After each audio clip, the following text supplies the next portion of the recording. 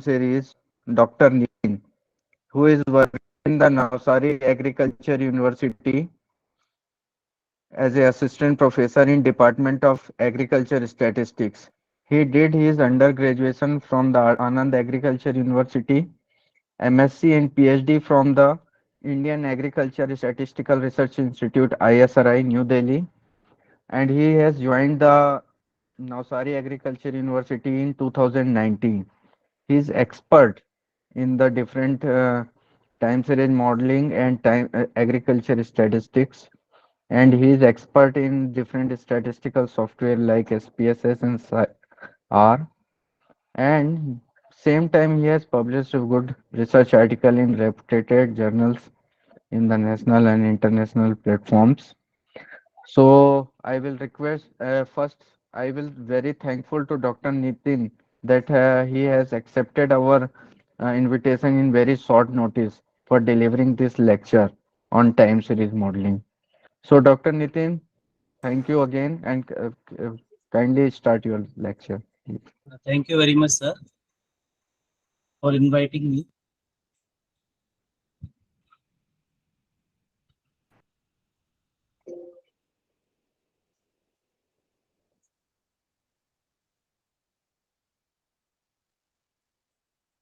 Yes, Dr. Nitin, you are audible. Just a minute. Yeah, yeah, no problem.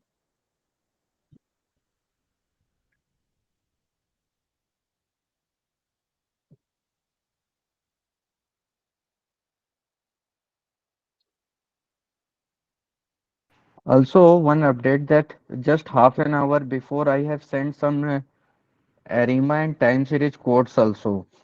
So I will try that and this course I will record and share with you.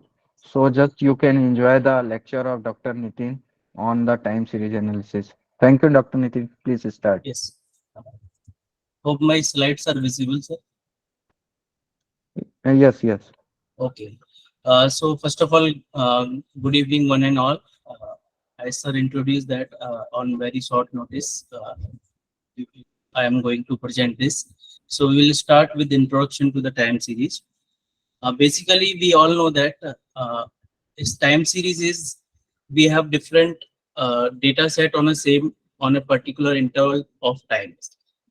Uh, Recently, a very this picture in which the comparison of the score, or we can say the performance of matches like Virat Kohli and Sachin Tendulkar is there.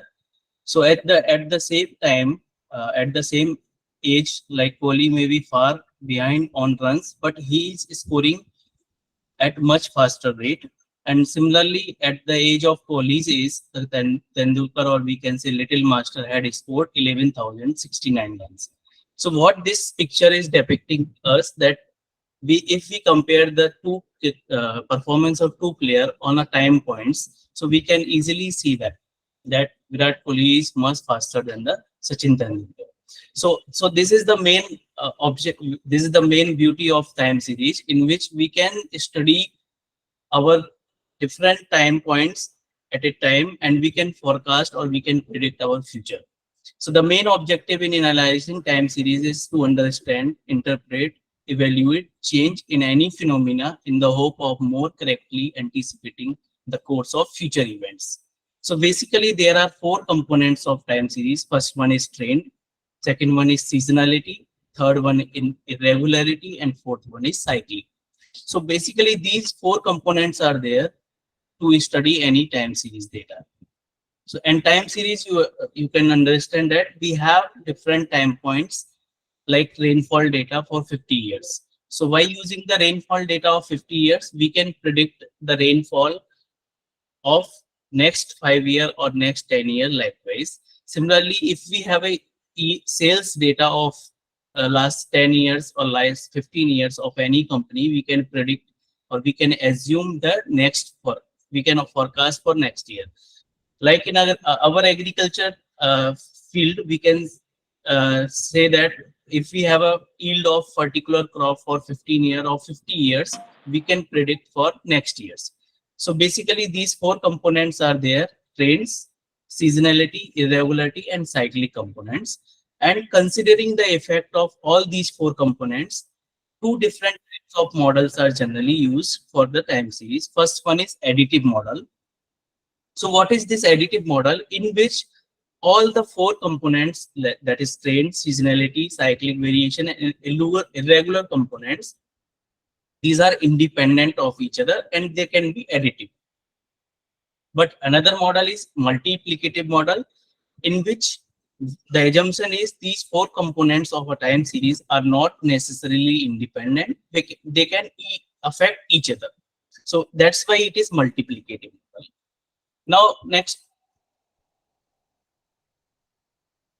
first one, now we will move to the first component, that is trend. So trend is long term. We can say it is a long term trend, or we can term as a secular trend, and it is called as long term movements. So for example, production, sales, export, import, population, employment have an increasing or decreasing tendency over a period of time. Suppose if we say that Indian population is increasing day by day, so we will have a increasing trend of our Indian population. Likewise, if we say that employment, suppose if we say that employment from last 10 years, so if it is decreasing, so it is, we can say employment is in decreasing trend. Now the prerequisite for the measurement of secular trend is it must be, data must be in long period. So I cannot study the trend in 1 or 2 years. I cannot study the trend for 4 to 5 years, but we have to have long-term data set. For example, 10 years, 15 years, 20 years, 50 years, likewise. So in case the data show a constant rate of growth or decline, the trend is apparent, and the graph could be a straight line. If there is a constant increasing, suppose a sales, suppose if we say that the umbrella price is increasing by 1 rupees per year, so we will have a constant increasing trend. But if it is fluctuating, suppose we can say the share market, so share market price is fluctuating in a 10-year time period, so we can say that we will look a zigzag pattern, okay, of increasing and decreasing likewise. So such an ideal situation, it will be not exist if that any time series data will be a straight line. There must be zigzag pattern, and the projection for the future through the trend line is known as forecasting. So we will use this trend data set to forecast for the future. Now, there are various methods to study this trend. First one is freehand method. In which we will plot the data on a graph paper, taking the variable time on x-axis and corresponding value on the y-axis. After that, we join these plotted points, like this is the plotted points. This is the plotted points.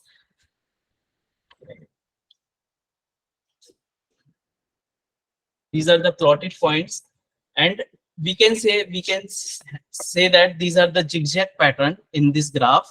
And if we have a example one, the data below gives the rate of gross capital information from 1965 to 1980 in rupees crores. So we will say that these are some data of our data points, time series data points.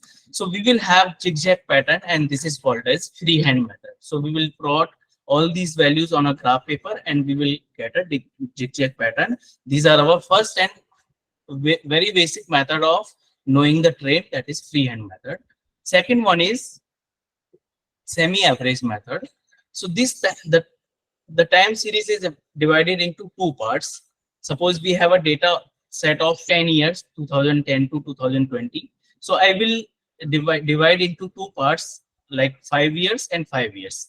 So that this figure shows that, and we will take the average of these values, these 5 years values, like 2010, 11, 12, 13, 14, and 14 to 15. So there will be average of 1.9. So we will plot this average here and see, this is the, we can easily depict this is the increasing trend. So by using this semi-average method, we can easily find out that this is an increasing trend. Third one is moving average method. So moving means average. We all know that the sum of data set divided the number of observations. Now, what is the moving average? So suppose I want to find the average of 3 months, 3 months moving average, January, February, March. So we will take the sum of all these 125, 145, 186 divided by 3. That will be your 152. So we can say this is 3 moving average. Now, if I want continuous, again, I will skip this one value. Again, 145, 186, 130. Then this will be 3 months moving average. Then next one is 186 plus 131 plus 151. This will be your 156. So this is called as moving average. Now, if you want to take 4 months moving average, so we will take the data set of 4 months together, and we will find out the average similarly. Then this is called the moving average. So these are 3 methods to find out these are various methods of finding out the trends. Now, if we move to the seasonal variation, so we know that its name is showing us that seasonal variation. So we can easily find that what are the seasonal variation. These are the short-term fluctuations, or we can say it is in quarterly, monthly, fortnightly, or weekly series of data. So we can say that short-term fluctuation is known as seasonal variation, and long-term variation is known as trend. We can say long-term trend is there.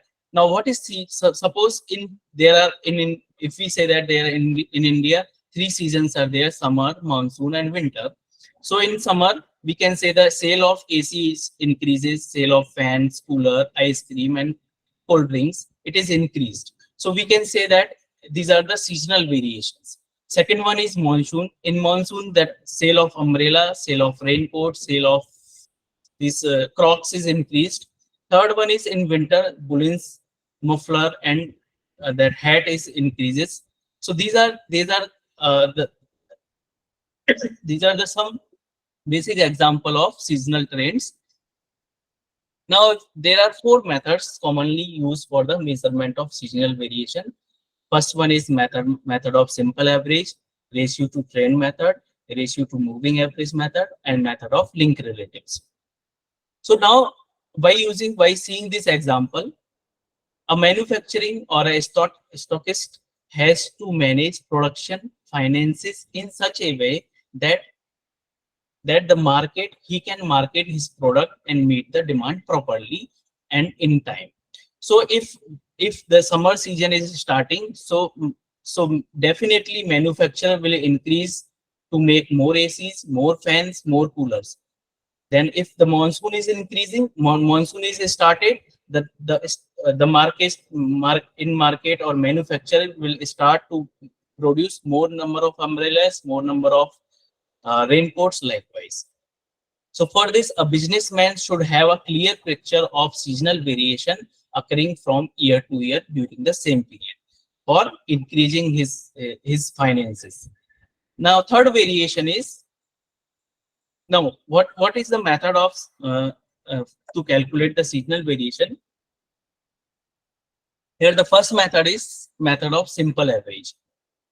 So we have the data set of 4 years, 2004, 2005, 2006, 7, and we have different quarters like first quarter, second, third, and fourth of 3 months: January, February, March, April, May, June, July, August, September, October, November, December.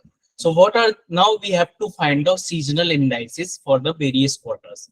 So for this, I will take the total of the values, then we will take the averages, and we will use the formula of this simple average.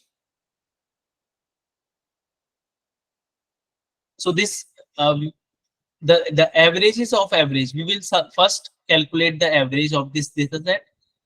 and it is 3.675. In Excel, you can easily do this exercise. The average of averages, now we will take the average of these all values, these four values, this will be 3.725, right? Now, what is the seasonal index? Seasonal index is nothing but quarterly average upon general average into 100.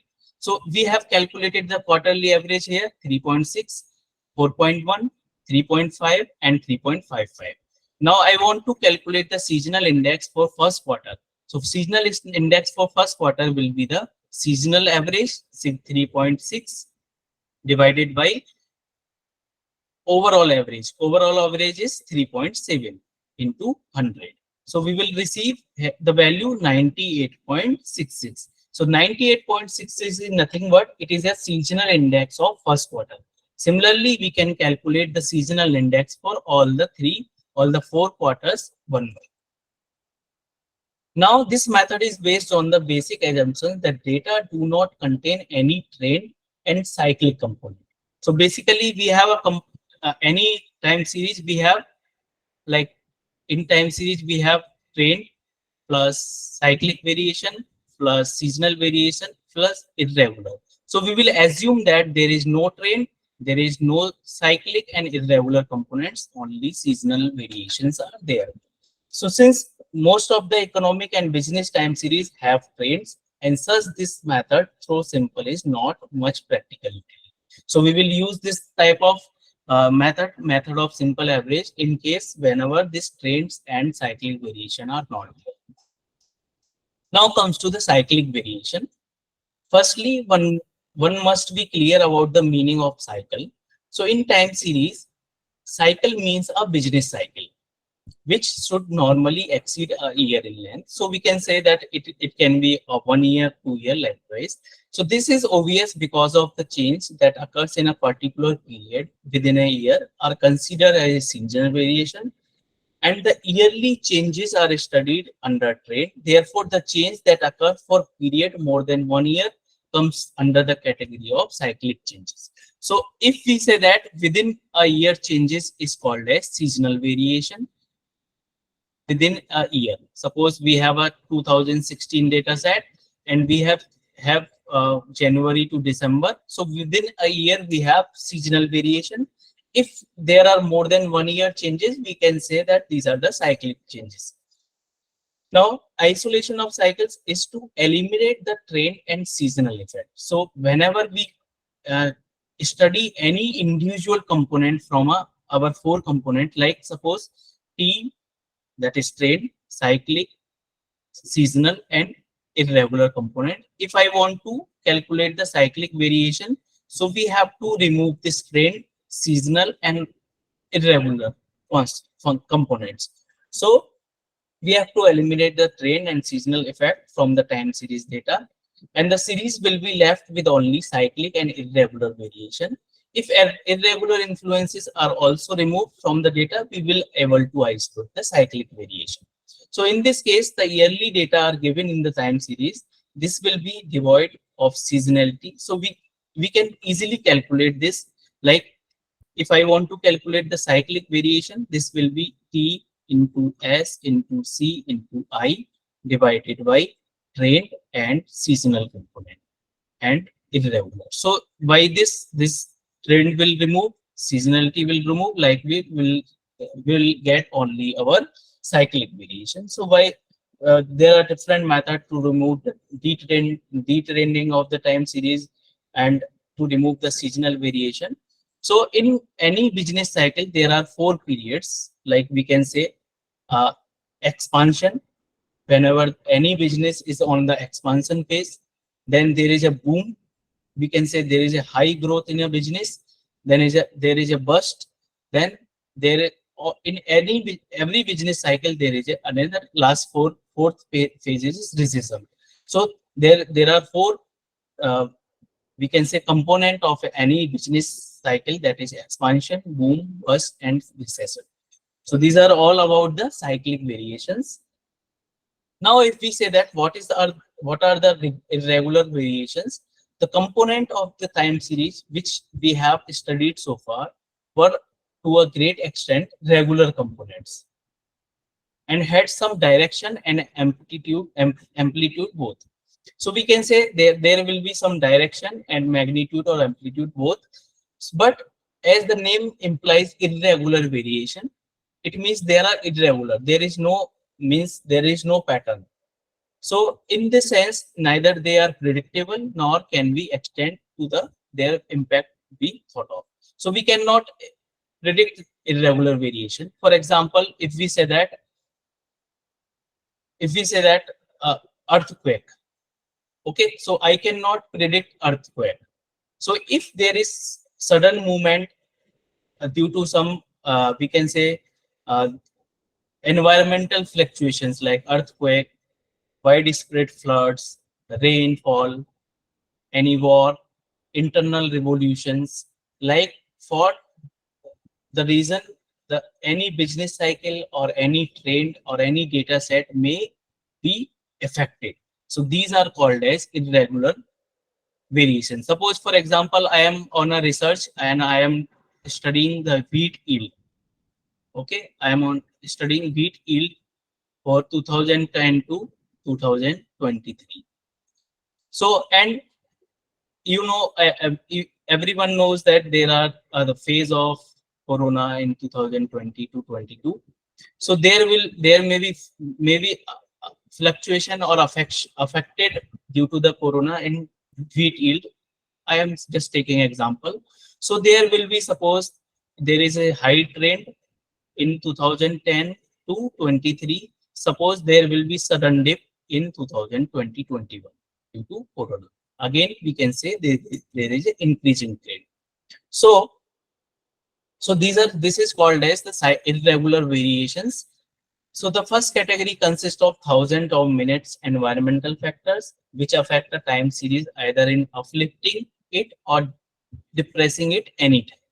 But none of them holds enough importance to be singled out and given individual treatment. And the second category consists of those influences which affect the time series at times significantly and change the pattern in the time series. Suppose some may be the small fluctuations. There will be no importance of a small fluctuation in anything, any pattern.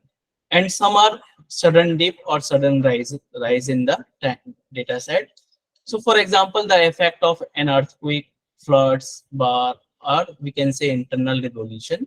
So by this, we can say that these are some irregular variation in time series. So we have different four components: trend, cyclic variation, seasonal component, and irregular variations. Now, to be more mathematically, if we say that, so we have to study in a time series stationarity. So if we have a data set and we are going to study or we are going to forecast something, so there are few things we have to check: the stationarity of data. So what is the meaning of stationary? A time series is said to be stationary if it is underlying generating process is based on a constant mean and constant variance. So throughout the time period, the data set should have constant mean and constant variation with its autocorrelation function essentially constant through time. So we will have I will tell what is autocorrelation function. So its autocorrelation function essentially constant throughout the time. So a statistical test for stationarity is most widely used Dickey-Floyd test. So we can say this: it is a test by which we use or we test our time series data set is stationarity or not. So to carry out this test, we will use the ordinary least square technique by using a regression model. And this model is nothing but y prime t. T means the value of anything at time t. Suppose I am studying the yield of any crop at time t, and so this will be at y prime t phi yt minus 1. What is the meaning of yt minus 1? It is one period before, right? it is one period before. So YT denotes the difference series. YT minus 1, it is called as differencing. Okay, suppose I am taking 2010, 2011, 2012, and 2009. Likewise, so this, suppose I am considering it is YT. T is 2011. So this will be YT minus 1, YT minus 2, YT plus 1, likewise. Okay, so YT prime is the notice the difference series. Means YT prime is nothing but it is YT minus 1. It meaning is yield. Suppose I am considering 2011 is YT, so this will be the yield at 2011 minus yield as 2010. So this is called as differencing at uh, 2 time points. So the number of terms in the regression is called as P. It is usually it is we will take at T 3. Then phi is the nearly 0 or 0 the original series by T. And need differencing. I will tell why we need differencing. So differencing is used to change the non-stationary data set into stationary. If the data set is non-stationary, we will convert into the stationary data set by using differencing method. So we will differencing by first order, second order, third order until and unless it will become stationary. So this is all about the stationarity of data of a time series. Second one is autocorrelation function. So usually we all know that what is correlation. So correlation is nothing but suppose I am having a variable x and y. X is suppose height and y is suppose weight. So we can say that there is some correlation between height and weight. We denote it by small r, that is correlation coefficient. So as height will increase, we can say that weight will increase. So this is called as positive correlation. Similarly, just like our usual correlation coefficient, we use in our time series, and it is called as autocorrelation function.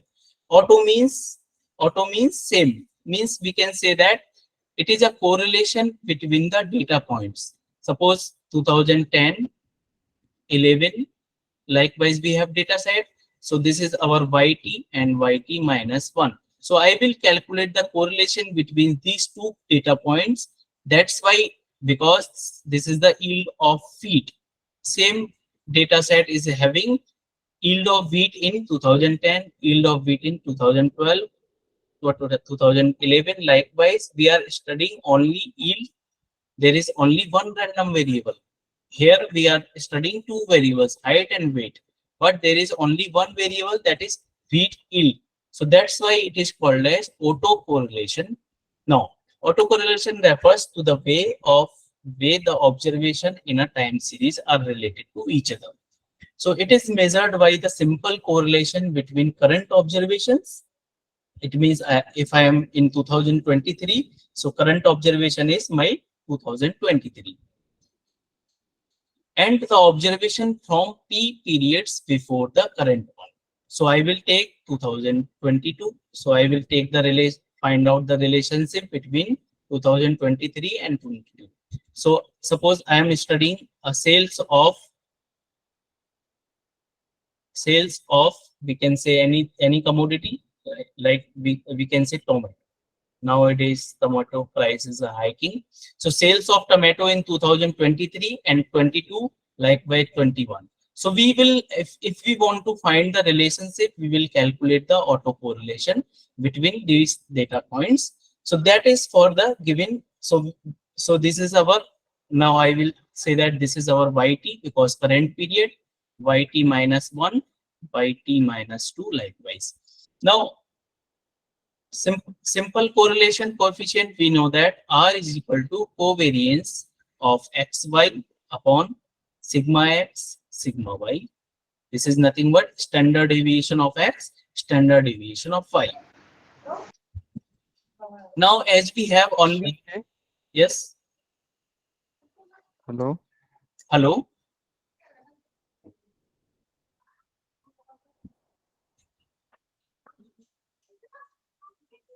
Hello?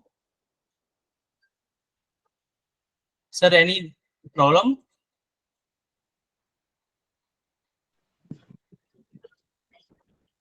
Hello?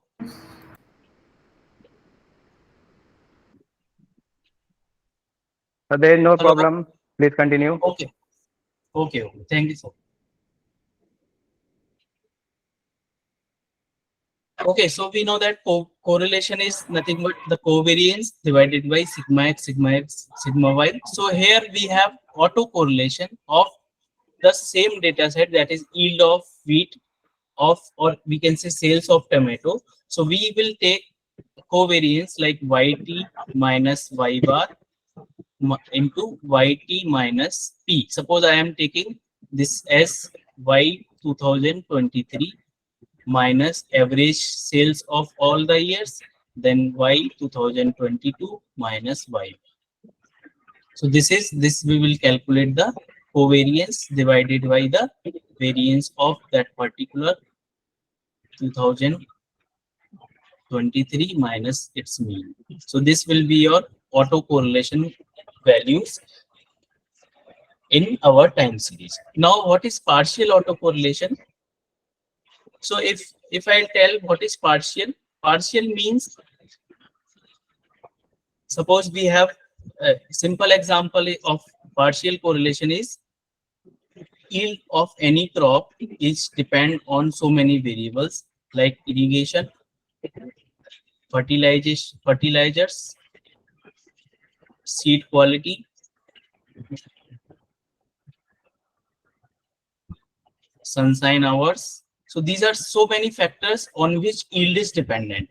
Now, if I want to study only the effect of irrigation, if I want to study only the effect of irrigation on yield, so I will take correlation of R1, 2 dot like other variables, 3, 4, 5, 6 like that. So this is called as partial correlation of 1, 2. We will ignore all other variables. Similarly here, partial autocorrelation are used to measure the degree of association between YT and YT minus P when the if Y effects of other time lags 1, 2, 3, P minus 1 are removed. So for if simply if I'll tell what is partial correlation, just a minute.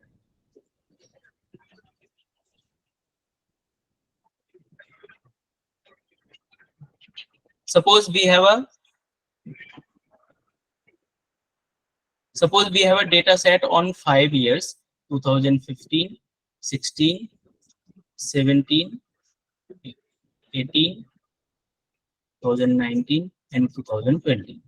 So, and this is our current period, YT minus 1, YT minus 2, YT minus 3, YT minus 4, YT minus 5. Okay. Now, suppose this is our current year and we are studying on that. And I want to find the effect of Y2 minus 1. It means 2008. There is a relation between 2018 and 2020. So we will ignore all these periods and we will take only the partial correlation, partial autocorrelation between 2018 and 2020. This is called as partial autocorrelation. Now, what is the significance of this studying of autocorrelation and partial autocorrelation? We will see in next slides, that is autocorrelation function and partial autocorrelation functions.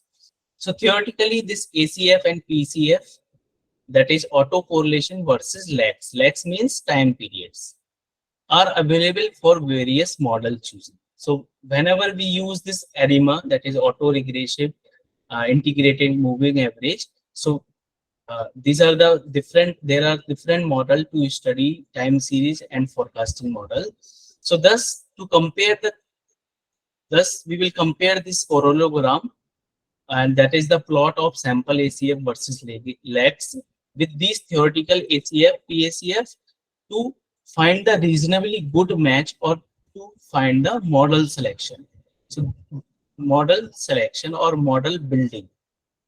So whenever we build our ARIMA model, we will use this two functions are very much important, that is called as autocorrelation function and partial autocorrelation function. So the general characteristic of theoretical ACF and PCF are as follows. Here spikes represent the line at various lags in the plot with the length equals to the magnitude of autocorrelation. So basically ACF is for autoregression and PACF, partial autocorrelation function, is for moving average. So that's why this ARMA, okay, ARMA. So we can say it is ARMA model. ACF we will see for choosing our P value, and PACF we will choose for the Q value, P and Q value. Okay, so now by using this pictorial, we can say that if our data set, if our this lines, or we can say spikes are in same like this, we can say it is like that. Suppose these spikes will be on this side. So we will receive one line here, train. So we can say that this is non-stationary series. So likewise, we have to change it. And by partial correlation, we will say that the number of spikes is outside from this line. Number of spikes outside from this line, that we will select our model or partial, that is the choosing of the value of Q. Okay, in next slide we will see how this will be working. Now we will see ARIMA modeling. ARIMA full form is autoregressive integrated moving average. It means it is a combination of AR and MA. AR means autoregression, MA means moving average. Autoregression means the P is the value, or we can say P is the parameter and Q is the parameter for MA. AR is, or P is defined from the ACF function, autocorrelation function, and Q is defined from the PACF function, partial autocorrelation function. So in general, an ARIMA model is characterized by the notation ARIMA P D Q. P is just nothing but AR, and Q is nothing but MA, and D is denoted as a differencing. Differencing is, I earlier told that in case of the trend or time series is non-stationary, we will convert into the stationary series by using the differencing method. So here, if we are using first differencing, we will use D is equal to 1. If we are using second differencing, D is equal to 2. Likewise, we will change. So D is for differencing, to make non-stationary data into stationary. Q is moving average. In ARIMA, time series is linear function of the past actual values and random sorts. For instance, given a time series process by T, a first order autoregressive process is denoted by ARIMA 101. So we can say that ARIMA P D Q. It means it is first order autoregressive series. Autoregressive means AR series. So we will denote it by yt is equal to mu plus phi 1 yt minus 1 epsilon t. So these are the error components. This is our general mean component, and this is previous data point. 2000, suppose 2023, 2022. Phi 1 is this coefficient, or we can write it simply AR1. Okay, so this is simply autoregressive one. A first order moving average process is denoted as ARIMA 001. Matlab means it is P D Q. It means Q is equal to 1. So it is a first order moving average process, ARIMA 001, or simply I can write MA1. So if we combine both these series, autoregressive AR1 and moving average MA1, together we will receive we will receive the model of ARIMA P, comma Q. So this will be ARIMA P. P is the value of AR, means Q. P order autoregressive series and Q order moving average series. So this will be our ARIMA model for a stationary data. Stationary data. Okay. So this is all about the ARIMA modeling. Now we'll see there are three basic steps in any ARIMA model building. First one is identification. It is used to check the stationarity of the data set. We have to check that whether the data set is stationary or not. Second one is estimation. So one or more models are tentatively chosen and seem to provide statistically adequate. So basically on C, this is ARIMA and we have P, D, Q. So on different values, we have to check this model. So there will be many permutation and combination like 001, 010, 001, 021, 2201. Likewise, so many ARIMA models can be there.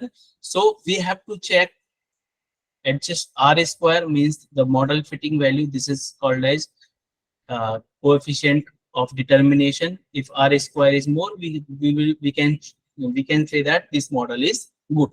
So by checking the values of R square, we will find. So now third one is diagnostic. So different model can be obtained for various combination of AR and MA individually and collectively, and we will see that these values, on the basis of this value, we will define or we will find our suitable model for the time series. Now in time series analysis, autocorrelation function and the partial autocorrelation function plot are essentially in providing the model's order, such as P for R, AR, just I told, and Q for MA. The basic guideline for interpreting the ACF and PCF plots are as follows. First one is look for the tail of pattern in either ACF or PACF. If the tail off at ACF, we will use AR model, and it is cut off at PACF, we will provide order of P, means we will define the order of AR by using this spikes. If the tail off at PACF, we will use MA model. Likewise, tail off at the both ACF and PACF, we will use ARMA model. Both means if the tail off at both ACF and PACF, we use ARMA model. Next, so here are the basic information when looking at the ACF and PACF plot. Two blue dash, these two blue dash lines pointed by purple arrows represent the significant threshold level. These are the threshold level. Threshold levels. Okay. Anything that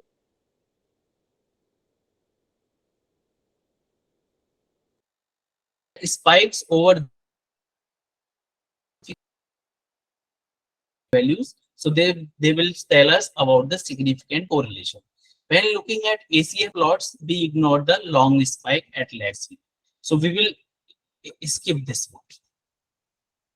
We will skip this this line. No need to look at this spike at lag 0. For PACF, the line usually started at 1. So this is a PACF and this is ACF. So PACF line will start at 1. The lag axis will be different depending on the time series data. So this will be different on the time series data set. Now next one is, okay, so why using this, we can find out, suppose there are 3 spikes. So we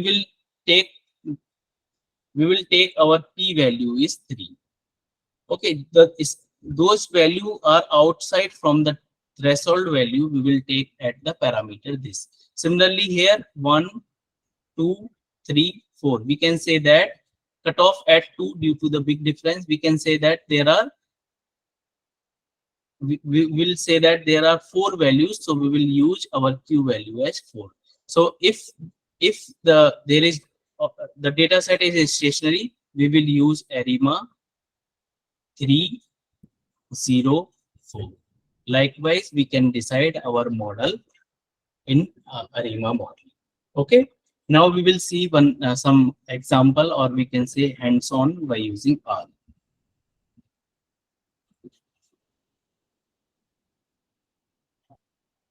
I am stopping this sharing.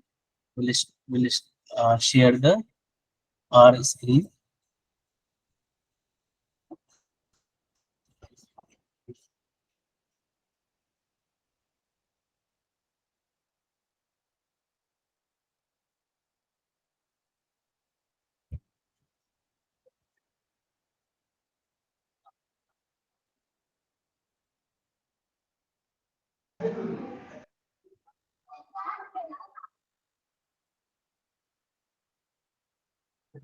Hello, is this visible? Yes, yes, it is visible, Nitin. Okay, Yes, sir. sir. Okay, sir. So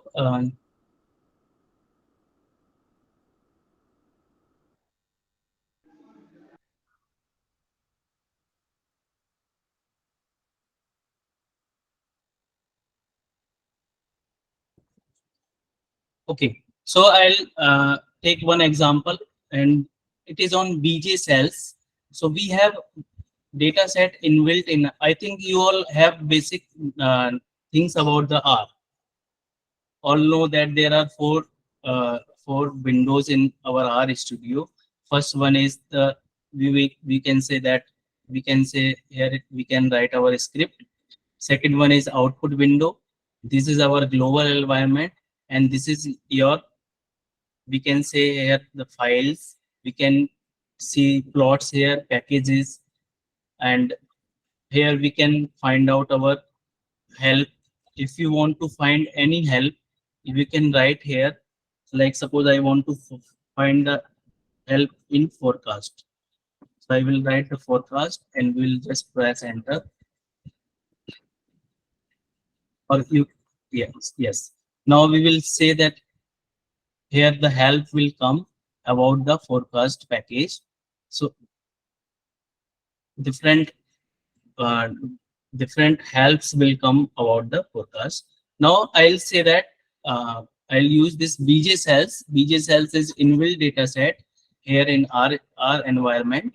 So we will say we will write the command like u, and into the bracket the data set name is BJ cells. Okay, this will come automatically in this bed stick. So we will click on that and we will run. So we will say that, and after that, if I want to see that data point, so see here in the output window, we will have time series data start at 1, end at 150. So there are 150 time points, and these are the value. So these are the sales value. At one point time, the sales is 200.1, likewise. Now, if we want to see the structure of this BJ cells data, I will write the command str and structure of BJ cells. SALES. As this R is sensitive, we have to write the same data, same spelling as the data set have. So this is time series data, and these are 1 to 150 units are data set points are there. Now for forecast, we have to install one package that is called as forecast. So I already installed this, or from where we will install, there is in this window there are packages. You go in the package and we will go on install, and we will write here forecast. Okay, so forecast I already installed that. It should be remembered that your internet connection should be there for installing any package. Now I will call this package into our environment. So for that we will write the command library forecast. So we will call this package from our library, and I will write the library forecast, and this will come library forecast. If I run it, it will come in our output that it is called in the library in our working environment. Now we will plot our graph, plotting graph without forecasting. Okay, so we have to first plot our data set of BJ cells into without forecasting. So I will plot, I will write the name plot data set BJ cells. Okay, then comma main is equal to, I will write the title graph without forecasting. Okay, so if I run it, it will means give our data, and I will give the name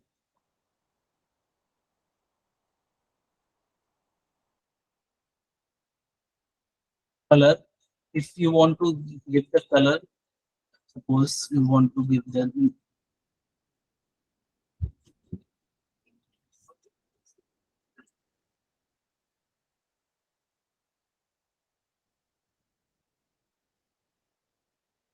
system.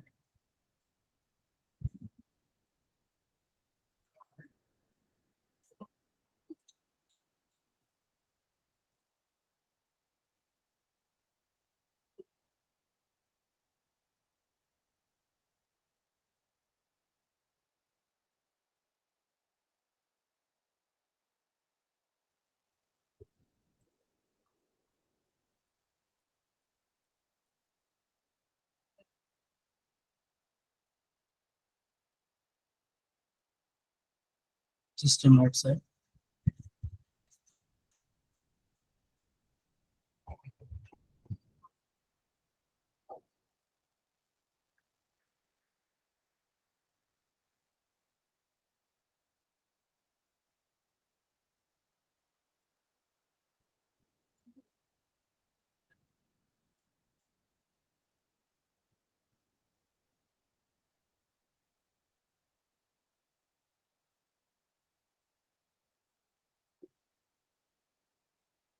Okay, it is visible.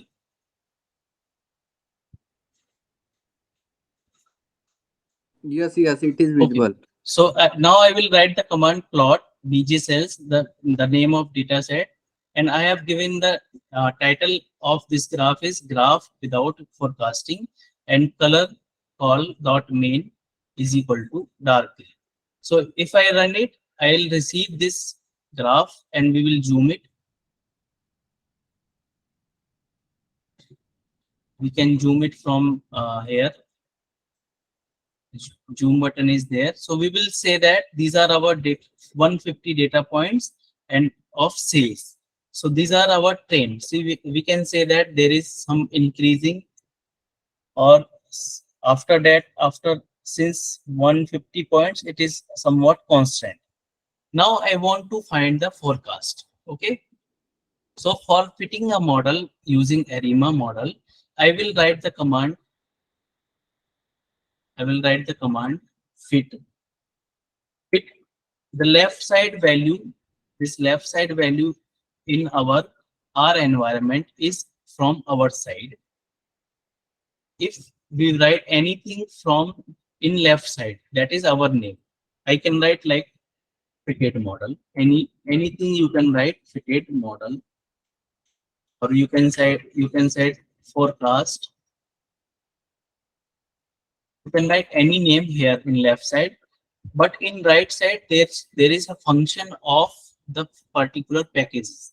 So for forecast there is auto dot arima, and of which data set bg cells. bg cells. So this will run the just a minute.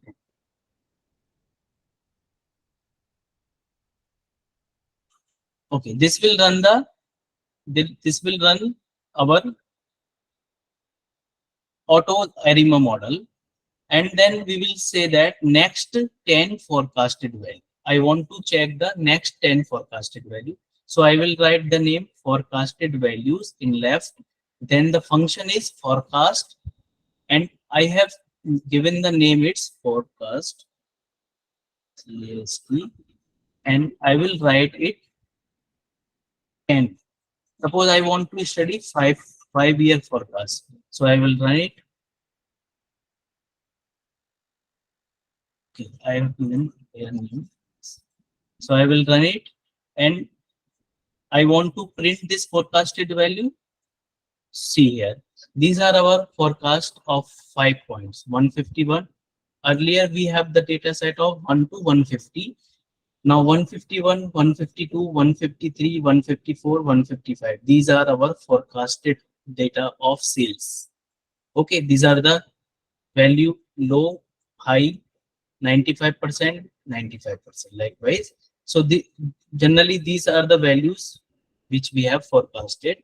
Now, if I want to plot this data, forecasted data, so we will plot forecast values. So I will write plot forecasted value. Here it comes, comma, main. I will write the name of our plot, that is graph with forecasting. Okay, I will run this. See here, the graph with forecasting.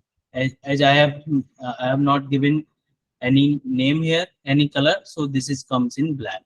Now see here, this blue part after 150, it is our forecasted value, and we have forecasted for 5 years. Okay, and now next is, if you want to get the rainfall data, suppose we have a rainfall data, and I have created it as rainfall, and we will create one vector. C is denoted for vector and the values 799, same values I am writing, 1174.8, 865.1. Likewise, so I'll copy this. I'll run the same command.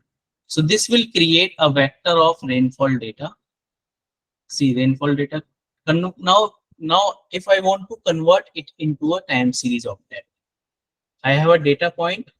Now I want to convert it in a time series. So I will write rainfall dot time series, and the function is, I will write rainfall rain TS. New name I have given, rainfall rain TS, means rainfall time series, and the function is TS. Into the bracket, I will write the name of data set which I have created, rainfall,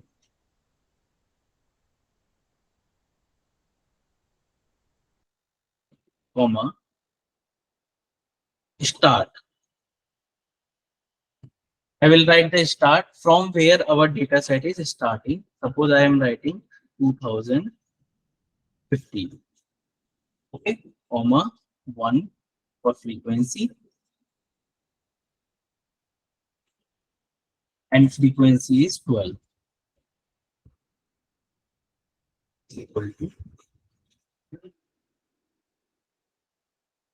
Okay, now it is converted into the time series data point. It is starting from 2015. So if I print this, so I will change the name because I have changed rain TS, RAIN TS. Okay, see here. Now it is converted 2015, January, February, March, April, May, June, July, August, September, October, November, December. Okay, so we have converted our simple vector into a time series data, right? So likewise, we can convert it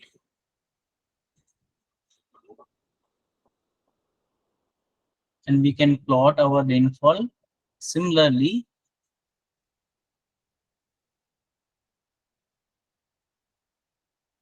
Okay, so similarly, if you want to convert multiple time series data set, we can also convert by using same command. Like for two, if we have a two data set 2050, like rainfall and temperature, so we can convert into time series data set.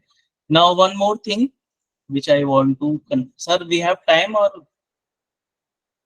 hello? Yeah, we have time 10 minutes more. Okay, sir.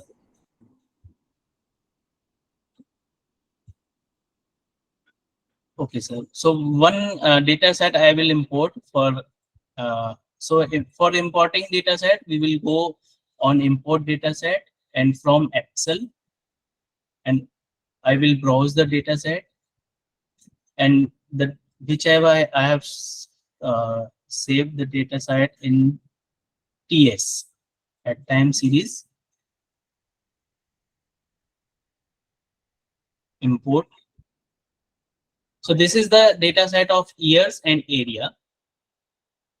Year 1991 to 2019, and the area of any crop 27813061. Likewise, we have different. Now we will say that extracting trading portion from the data. So for basically, whenever we have the time series data, so we have to split into two parts. First one is training set, and second one is testing set. Okay, suppose I am having 20 years data point. So I'll take the 15 years as a training set and 5 year as a testing set, and I will then forecast. So I'll take B in left side. B in left side. Any name you can give, and the data set name is time series TS, and I will study only the area. I will take only the area column, and while studying or why means taking only area, I will write $sign, and it will see year and area. So I will select the area. If I run it, it will give our data set of area only. So now I will print B. So see here, print B will show only the area values 27813061, 27813061, 3123, 38326, likewise. Then we will write a function B time series PS. It is a function in data set. Data is equal to, data is our B. Start. Again, I say the same thing. I am converting it to bit in a time series 1991, 1991, and frequencies.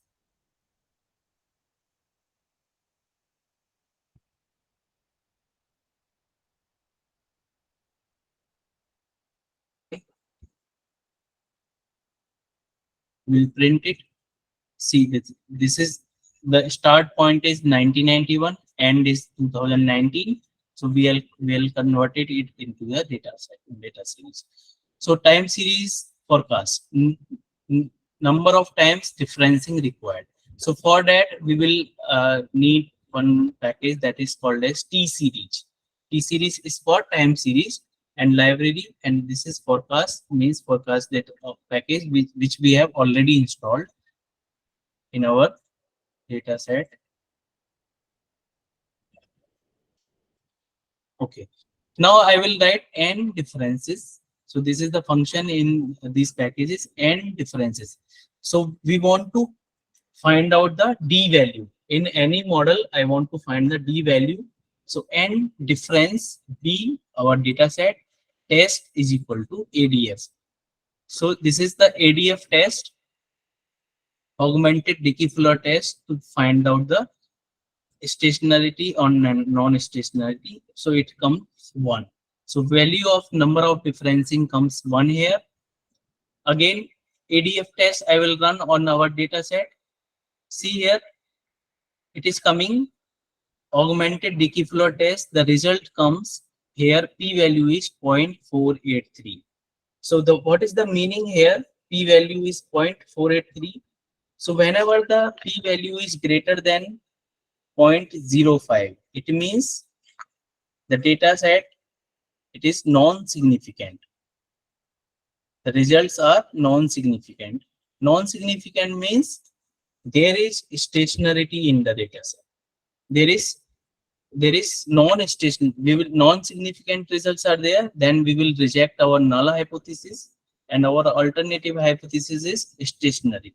So we can say that the data set is non-stationary here if the p-value is greater than 0.05. Okay, now again we have to change the differencing. Okay, because the data set is non-stationary still. Now we will say that first order differencing. So I will take C differencing DIFF B comma 1. So this will say first order differencing. We will again print C. Now after first differencing, the data set is remain 280, 62, 703 minus. What is the meaning of first differencing? See, our original data is 2781, 3061. So first differencing means the difference between this 2781, I will check it, 2781 minus 3061, it is minus 280. So we will remain 280. So what is the meaning of differencing? 3061 minus 2781. Likewise, we will calculate our differencing data set. 31223 minus 3061. So if I calculate 3123 minus 3061, so we will receive 62 here. So likewise, this is called as first differencing. So we will receive our original data set of area after one differencing is 280, 62 likewise. So again we will do the ADF test for C data set. Again it is coming 0.28, it means it is greater than 0.05. Data we will say that the data set is still non-stationary. So again we will say third order differencing, and after that we will print this data. See, now the data set is changing at B order differencing. So likewise we will check hit and trial method up to our non-stationary data set convert into the stationary. Okay, there is one another test that is called as PP. We can say pp.test. If I run it, this is called as Phillips Perron unit root test for checking the stationarity of the data set. Say again here p value is greater than 0.05. It means the data set is non-stationary. Okay, now we'll display time series graph.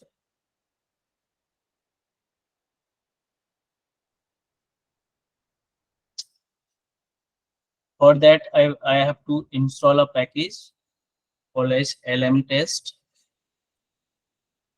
LMT.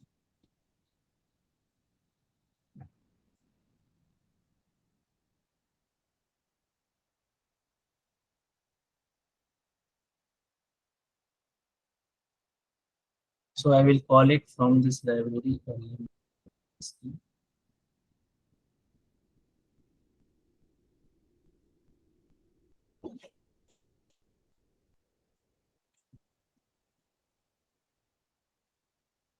So see here, I will write ARIMA 000, means all the three PDQ is 0, and we are running it on our data set B, and this is a vector of our parameters C001.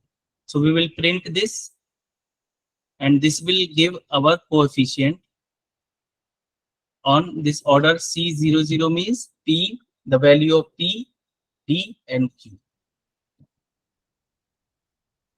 And these are gives our likelihood value and AIC and BIC. So I will write the AIC, that is 453.1108. It means This is nothing but Ataiki information criteria. Similarly, there is Bayesian information criteria, BIC. Now, coefficient of test, we'll find out this by writing this COEFTEST ARIMA 00. Now we will calculate the predicted value versus residual, and we will calculate the accuracy. Okay, so with this, we have received this ME, RMSE, ME, mean absolute error, mean percentage error, mean absolute percentage error, and this is Thiel's U constant. So why this?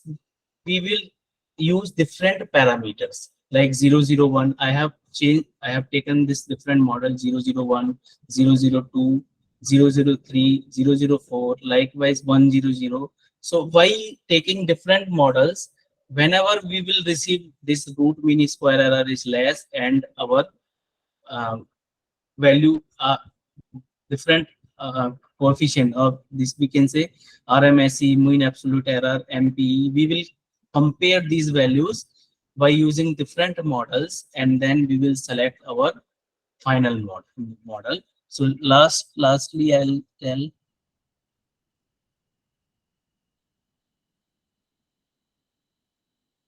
best model. Just a minute.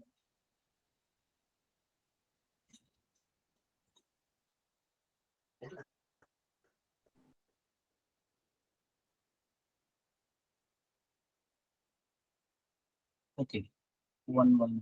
So ARIMA 111 is our best model.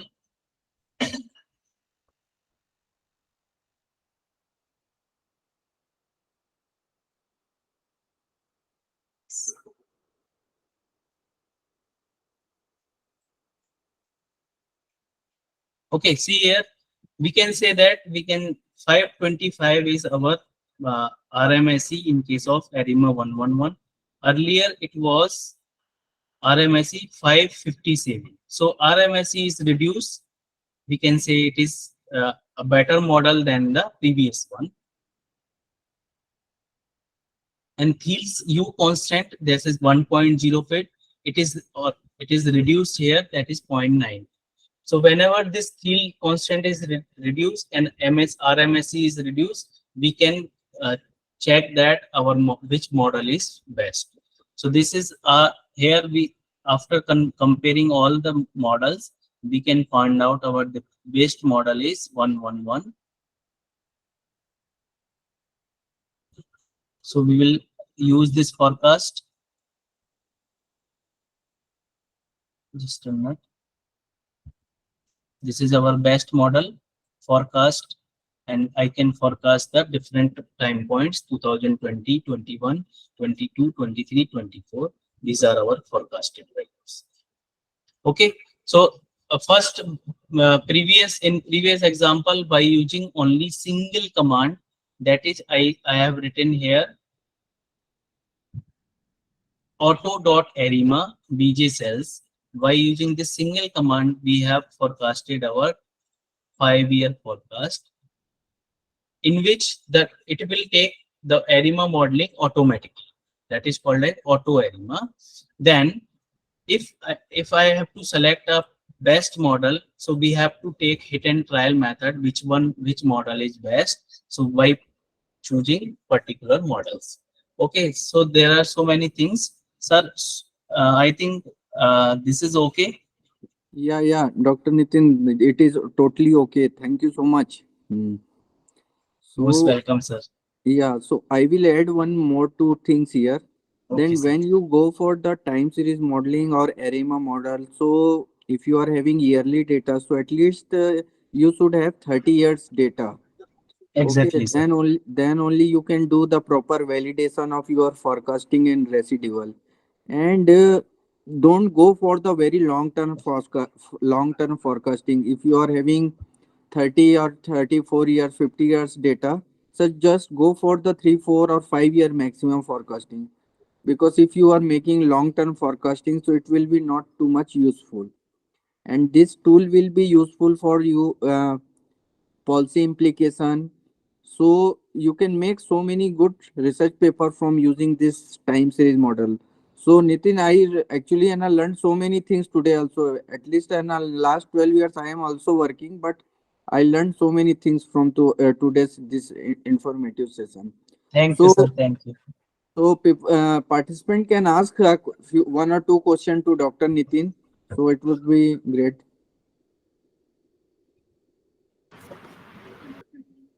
Good evening, sir. Good I have evening. one question only. Yes. Sir, maybe I wrong, but as we studied, sir, for the determination of value of P and Q, we use for the determination of value of P, we use PACF plot, and for the value of Q, we use ACF plot. Am I correct? You said the opposite thing. That I'm a little bit confused. No. For autoregressive, we go for PACF plot for determination of lag P. No, it is P for AR and Q for MA. हाँ sir, ये तो this thing is clear. But from ACF and PACF plot, how for the determination of lag value of P and Q, we refer the plots, na ACF and PACF. From there Yes, we yes, determine yes. the value of P and Q. Yes. So for the determination of P, which plot we should refer, ACF or PACF? ACF. Pradeep sir, I Okay, think it is right, na sir? Hello. Yeah, it is right, Nitin. Yes, yes, exactly. Yeah. How are Okay, you thank you, correct sir. yourself? I think ACF is Okay, for sir. P and PACF for Q. Okay, sir. Okay, sir. I will check. Thank you, sir. Yes, yes. Anyone have any other questions? Sir, I will share this code to all of you can share this code to all of them so that they can try themselves. Yeah. Please share the course as well as the data set also, so they can Sure. easily practice. I will share the slides as well as this code and the data set. Thank you, sir. Thank you so much, Dr. Nitin. Thank you so much for accepting our invitation in very short notice. Thank you, sir. Thank you. So we have another lecture in non-parametric test. Sir, should I leave? And I think Dr. Mridula Sir, I ma'am is can leave already now. joined this meeting. Ma'am, are you there? Yes, sir. I'm here. Am I audible, sir?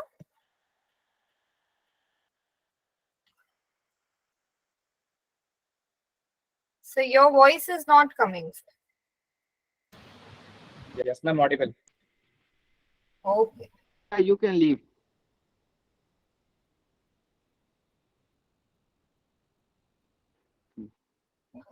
You can leave.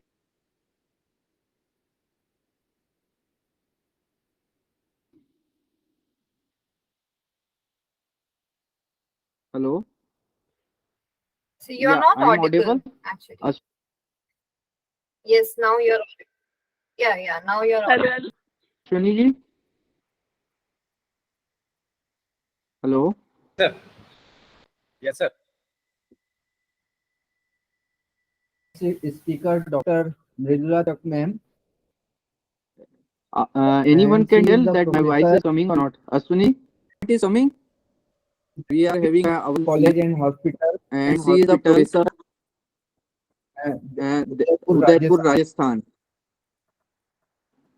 And she is expert in the SPSS and different statistical software, and she has published more than 39 research articles. And she is very good teacher also. She has done BDS and MDS also, and she has done the short course on biostatistics also. So she is very good biostatistician, and she is already having very good experience in this statistics field. So this lecture is very important because non-parametric test is widely used in our research field. So I will invite again to Dr. Mridula ma'am. And thank you, ma'am, for accepting our invitation for this 7 days FDP. So over to you, ma'am. Thank you. So good evening, everyone. Thank you so much, Pradeep Mishra sir, for inviting me here and on this wonderful platform. I would love to share a glimpse of my knowledge with all the wonderful audience. So without wasting much of the time, I'll just share my presentation and we'll just start with it.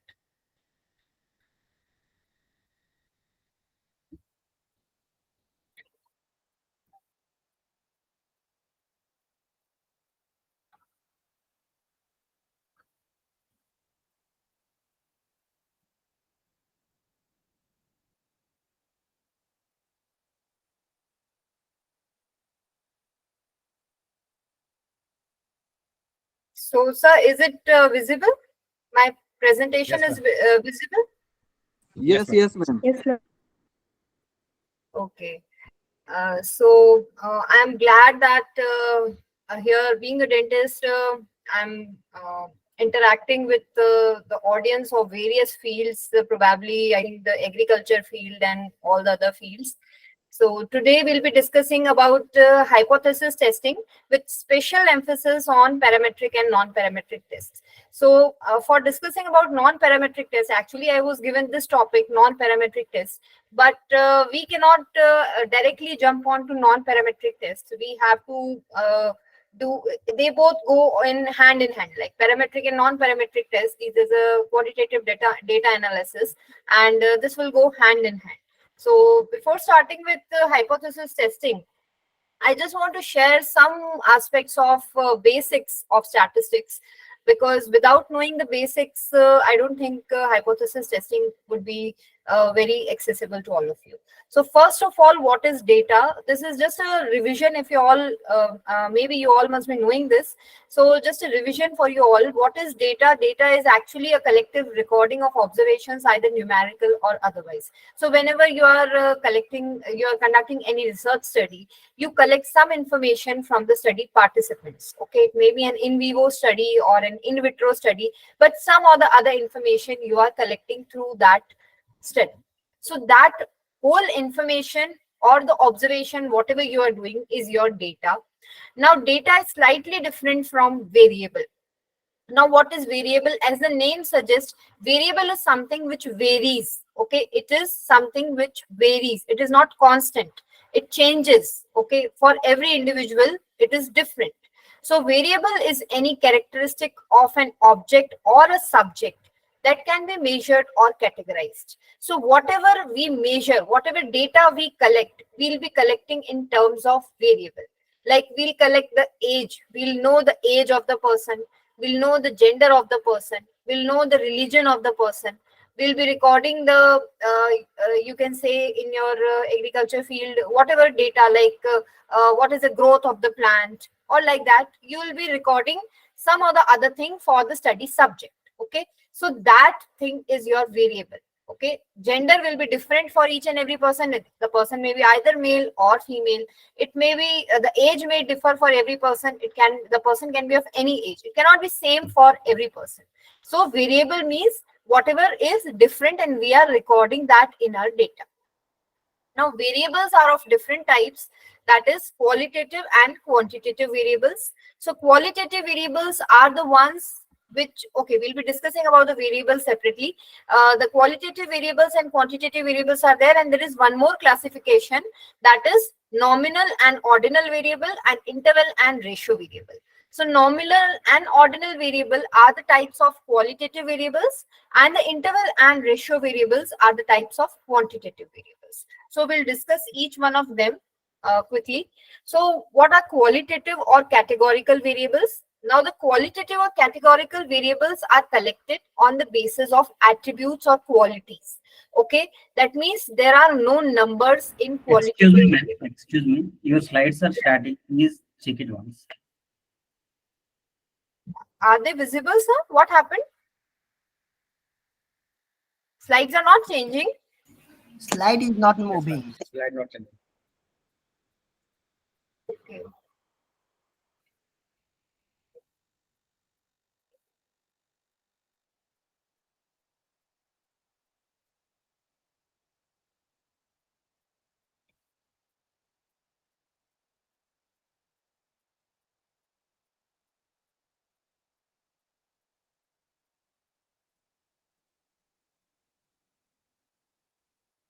So now are the slides visible?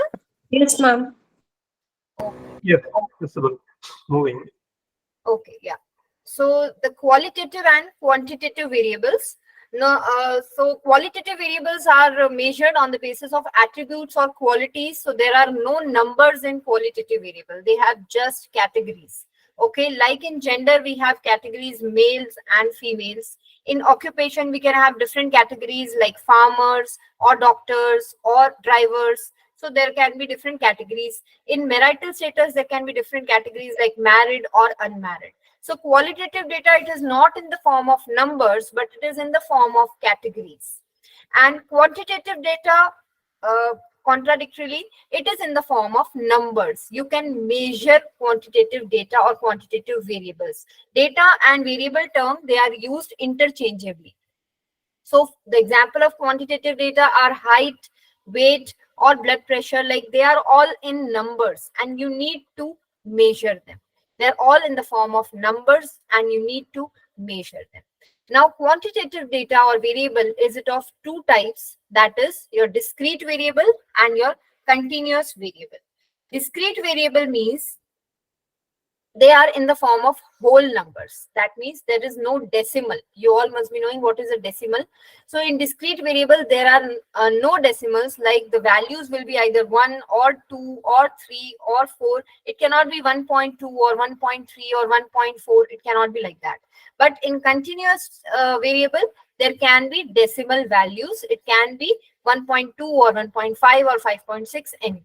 So that is the main difference between discrete and continuous variable, but both are types of quantitative variables. Now here are some examples of qualitative variables. You can see the categorical variables, that is males and females, the gender. The variable is gender. They have categories males and females. Next variable is occupation. The categories are farmer, tailor, or carpenter. Next category is your socioeconomic status. Okay, so categories are lower class, middle class, and upper class. Next variable is marital status. So the categories are married and unmarried. Next is your religion, Hindu, Muslim, or Christian. Next is your place of residence, India, USA, or Australia, or your geographical location, whether it is rural or urban, or your smoking status, that is whether they are smokers or non-smokers, or the blood group status, whether the blood group is A, B, or O. So like that, these are the some examples of qualitative variables. So we can say that in this example, according to gender, we are checking the percentages of subjects affected by dental caries. Okay, like in males, 20% of people are suffering from dental caries, and amongst females, 42% of them are suffering from dental caries. So gender is your qualitative variable. Similarly, percentage of any disease we are calculating according to occupation. So amongst the farmers, 50% of people are suffering from ABC disease. Amongst the tailors, 35% are suffering from some disease, and carpenters, 42% are suffering from that disease. So occupation here is a qualitative variable. Now coming on to the examples of quantitative variable, there are different examples. Height of a person, or you can say weight of a person, or you can say perceived stress score, or the blood pressure of the patient, or the serum cholesterol level. All these are in the form of numbers and we have to measure them. Blood hemoglobin level or bank account balance. So all these are the examples of quantitative variables. So in a study, suppose we are comparing the mean weight according to gender. So here mean weight is your quantitative variable. Now here I have some questions for you all. So you can answer in the chat box or you can just say the answer. Okay, now which type of variable is your gender, whether it is qualitative or quantitative?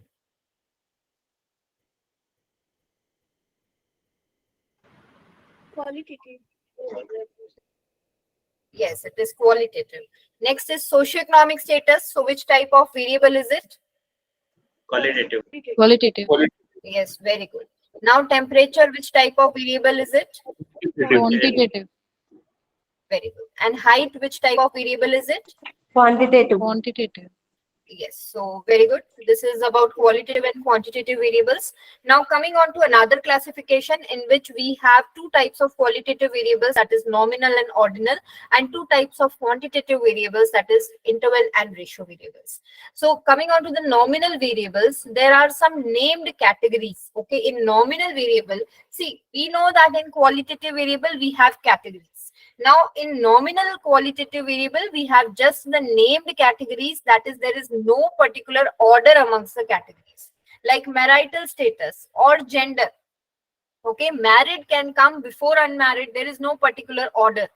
Okay, like in gender also, male or female. There is no particular order in between male or female. Okay, so there is no order, but they are just the named categories. Okay, yes or no responses to any survey questionnaire. This is also a type of nominal variable. Now, contradictorily, what is ordinal variable? Now, in ordinal variable, there are categories, but these categories have a particular order amongst the categories. Okay, there is a particular order in the categories. You cannot shuffle that order. For example, in Likert scale, we have a particular order, that is strongly agree, neutral, disagree, or strongly disagree. Okay, so these are also categories, but there is a particular order amongst the categories which you cannot shuffle yourself. Okay, some other examples of ordinal variables: extremely severe pain, moderate pain, mild pain, and no pain. So there is a particular order, but there is one thing in ordinal variable which you need to know, is that in these categories, the difference between the two categories may not be equal. Like the difference between extremely severe pain and severe pain may not be equal to the difference between severe pain and moderate pain. So the difference between the categories may be variable. The difference may not be the same.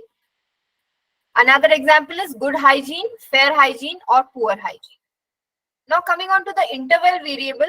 Interval variable are quantitative variables, so they are in the form of numbers, and they have equal distances between the values. Like the distance between 1 and 2 is same as the different distance between 2 and 3. Okay, then the distance between 2 and 3 is same as that between 3 and 4. So they have equal distance between the values, but the main difference between interval and ratio variable is that in interval variable, the 0 point is arbitrary. That is, there is no true 0. Now, the typical example of interval variable is temperature. In temperature, 0 is also a temperature. You cannot say that 0 is no temperature. 0 is also a temperature. And easily, if you want to understand, in interval variables, there are minus values also. That is, less than 0 values are also there. Okay, because temperature can be in negative also. Okay, -1, -2 degree, -10 degree, -30 degree, temperature can be like that. But ratio variable, in ratio variable, there are no values less than 0. So 0 point is meaningful. 0 weight means there is no weight. 0 height means there is no height.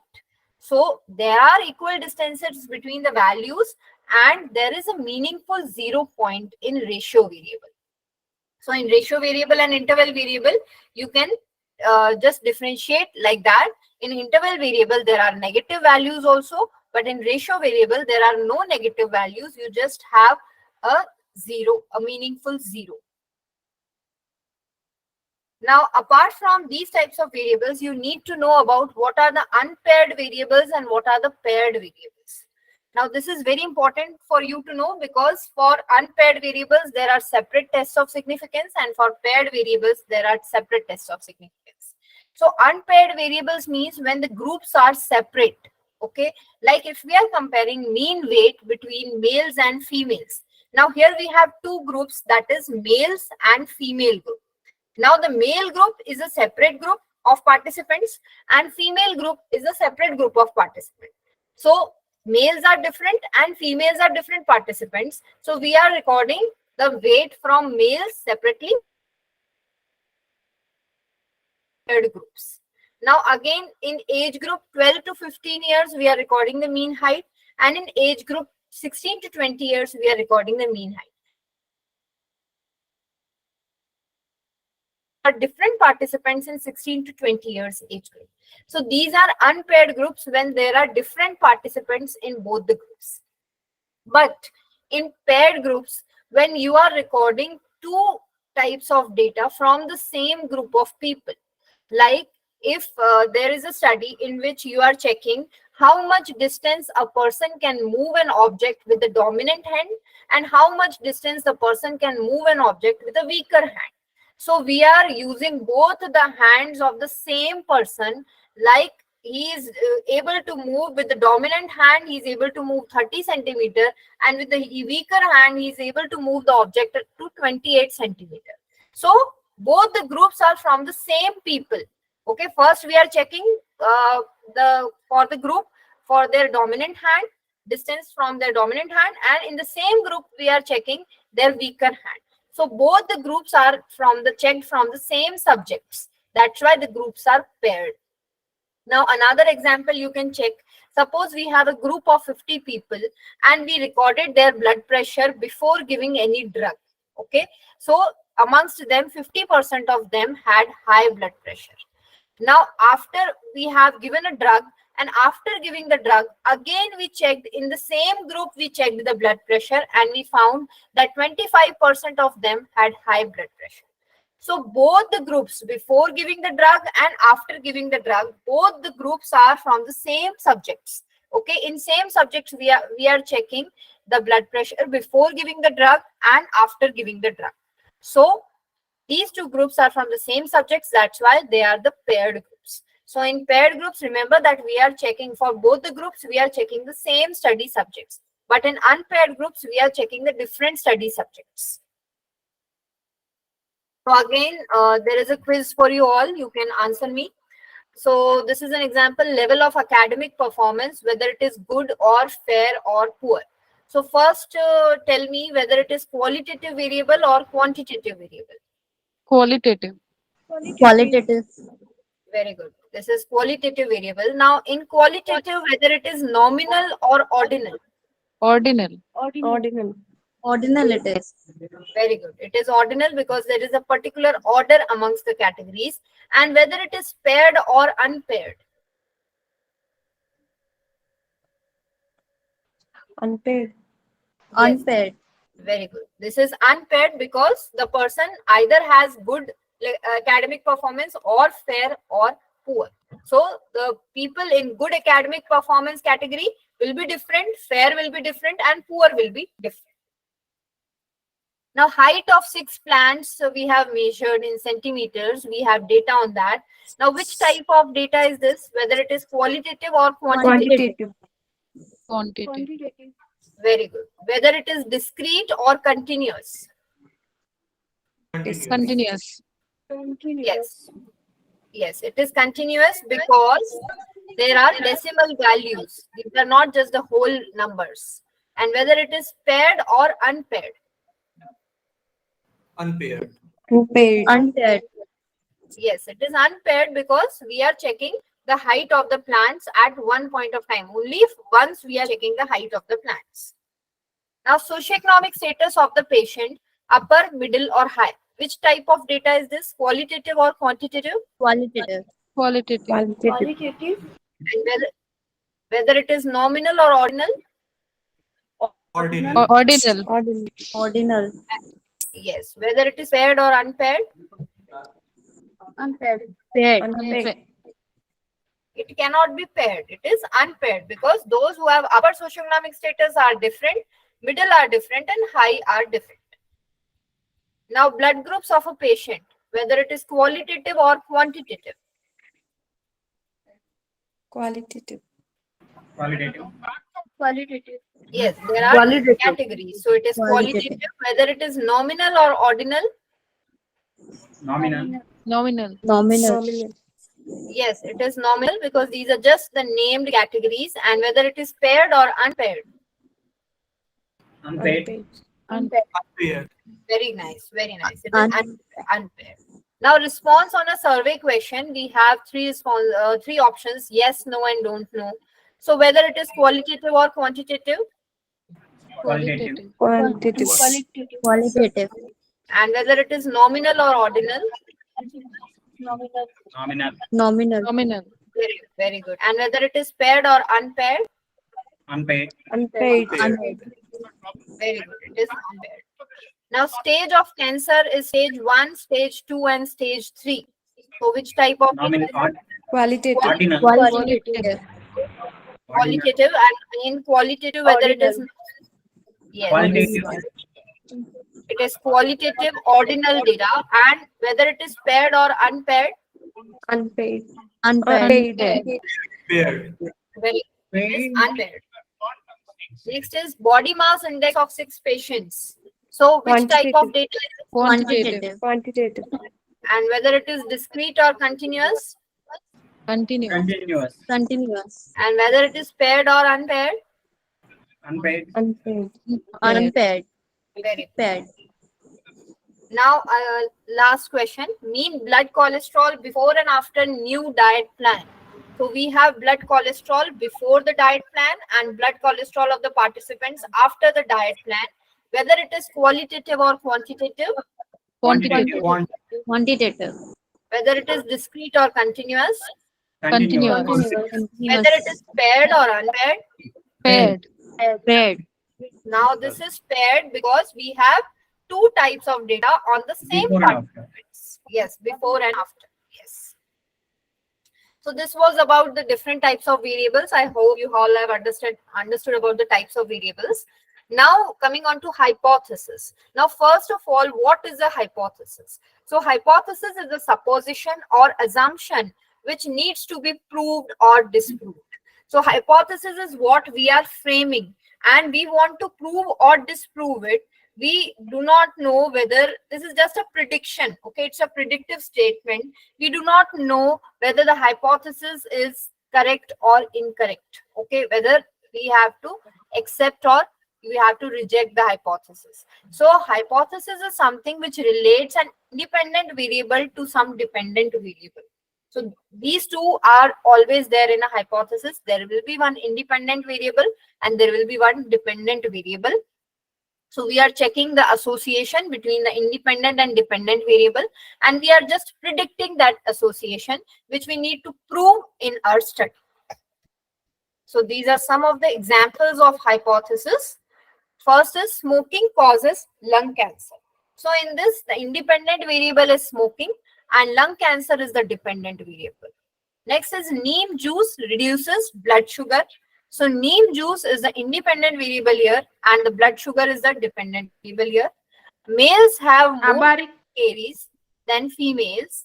So here gender is the independent variable and dental caries is the dependent variable. Now UV light causes blindness. So UV light is the independent variable here and blindness is the dependent variable. Now moisture level affects bacterial growth. So here moisture level is the independent variable and bacterial growth is a dependent variable. Next is watering roses with liquid vitamin affects growth. So here growth is the dependent variable and watering roses with liquid vitamin is the independent variable. So these are some of the examples of hypothesis. Now coming on to the types of hypothesis, there are 2 types of hypothesis, that is your null hypothesis and alternate or research hypothesis. So what is null hypothesis? Now whenever we are checking any hypothesis, we will be checking the difference between the groups. Okay, we'll have to study the groups. Okay, like if we are checking whether smokers or smoking causes lung cancer or no, we'll be checking the difference in lung cancer between the smokers and non-smokers. So the null hypothesis states that there is no difference in lung cancer prevalence amongst the smokers and non-smokers. Or if we are checking the hair color of gender based on the gender, so we'll be saying that there is no difference in hair color of males and females. So this is null hypothesis, which states that there is no difference between the 2 groups and it is denoted as H0. Now alternate hypothesis or research hypothesis is denoted as H1. Now it states that there is a difference between the 2 groups. Alternate hypothesis, it states that there is a difference between the 2 groups. Now alternate hypothesis can be of 2 types. It can be either 2-tailed or 1-tailed. Now, two-tailed means it is bidirectional. We are not restricting ourselves to a particular direction. That is, we are just telling that there is a difference in lung cancer prevalence among smokers and non-smokers. If we say that smokers have higher lung cancer than non-smokers, then it will be one-tailed hypothesis. But we are not telling that. We are telling there is a difference in lung cancer prevalence among smokers and non-smokers. It can be higher in smokers or it can be higher in non-smokers. So we want to know that. That's why it is a two-tailed hypothesis. But if we are checking one-tailed hypothesis, we'll say that lung cancer prevalence is greater among smokers than non-smokers. That means we are just checking whether prevalence is greater among smokers or than non-smokers or not. We are not checking about non-smokers whether they have higher prevalence or not. So that is a one-tailed hypothesis, which is one direction, which we are checking only in one direction is your one-tailed hypothesis. Now coming on to the type 1 and type 2 errors. This is very important for you to know before understanding about the tests, different tests of significance.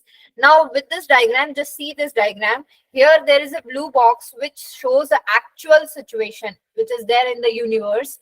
And this decision means the decision which we are, the conclusion which we are drawing in our study. The conclusion which we are drawing in our study is your decision. Now actually what is the situation and what decision we are making. So suppose actually null hypothesis is true. Null hypothesis is true means there is no difference between the groups, and we are also in our study accepting the null hypothesis. The decision is also acceptance of null hypothesis. That means we are not making any error. But suppose if null hypothesis is true and we are also accepting the alternate hypothesis. See this green box. Okay, null hypothesis is true actually, but we are accepting the alternate hypothesis. That means we are making an error. So that type of error is called as type 1 error. Now see this purple box. In this, actually the alternate hypothesis is true, but we are accepting the null hypothesis. Actually, there is a difference between the groups, but we are telling that there is no difference between the groups. Yes. What happened? Am I audible? Nothing, ma'am. Sorry. Nothing, ma'am. Sorry. Okay. No problem. Okay, continue, ma'am. Yeah. So if alternate hypothesis is actually true, but we are accepting the null hypothesis, then we are making an error that is called as type 2 error or beta error. So these two types of errors you must know. Type 1 error is when null hypothesis is true, but we are accepting the alternate hypothesis. That means there is no difference between the groups. But in our study, we are accepting that yes, there is a difference between the groups. The error which we are making is type 1 error. And type 2 error occurs when actually there is a difference, but we are telling that there is no difference. So that error is type 2 error or beta error.